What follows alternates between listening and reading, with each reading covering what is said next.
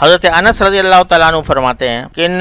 عظم الجزاء مع عظم البلاء، یہ حضور اقدس صلی اللہ علیہ وسلم کا ارشاد نقل کیا انہوں نے کہ جو کوئی مشکل یا مصیبت آتی ہے، بڑی مصیبت، تو وہ اس کا اجر بھی اتنا ہی زیادہ ہوتا ہے۔ اور پھر فرمایا ان اللہ تعالی اذا احب قوما ابتلاهم، بعض اوقات ایسا ہوتا ہے کہ باری تعالیٰ کسی بندے سے محبت فرماتے ہیں تو اس کو آزمائش میں ڈال دیتے ہیں، یعنی یہ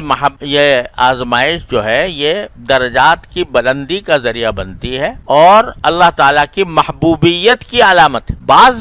دلائل سے یہ معلوم ہوتا ہے کہ بھئی مصیبت جو آتی ہے انسان کے اوپر وہ اس کے گناہ کی وجہ سے آتی ہے۔ ما اصابکم من مصیبت فبما کسبت ایدیکم، قرآن شریف میں فرمایا تمہیں جو بھی مصیبت آتی ہے وہ تمہارے اپنے اعمال کی وجہ سے آتی ہے۔ تو بہت سی مصیبتیں اللہ بچائے اس لیے آتی ہیں کہ ہم کسی بدعملی میں مبتلا ہوتے ہیں۔ اب یہ پہچان کہ کون سی مصیبت ہماری بدعملی کی وجہ سے آ رہی ہے اور کون سی مصیبت ہمارے لیے اجر کا باعث بن رہی ہے، پہچان یہ ہے کہ اگر مصیبت میں آدمی بس وابیلہ ہی کرتا رہے اور اللہ سے رجوع نہ کرے، اللہ تعالیٰ سے رجوع نہ کرے، استغفار نہ کرے، اللہ سے دعا نہ مانگے اور بس وابیلہ کرتا رہے، اللہ بچائے یہ علامت اس بات کی ہے کہ یہ گناہوں کی سزا ہے۔ لیکن اگر اس میں توفیق ہو جائے استغفار کی اور اللہ تعالیٰ سے رجوع کرنے کی، دعا کرنے کی، تو یہ علامت اس بات کی ہے کہ اللہ تبارک و تعالیٰ یہ جو مصیبت ہے، یہ جو تکلیف ہے، اس کو میری گناہوں کی مغفرت کا ذریعہ بنا رہے ہیں اور میرے انشاءاللہ اس سے درجات بلند ہو رہے ہیں۔ لہٰذا اگر بندہ کسی مشکل میں مبتلا ہے، کسی غم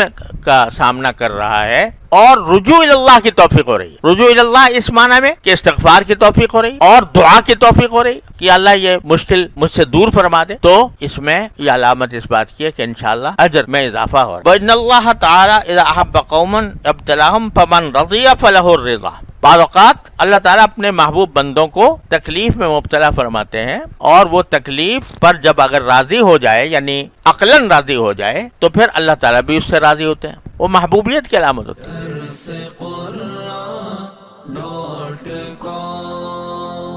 www.darsequran.com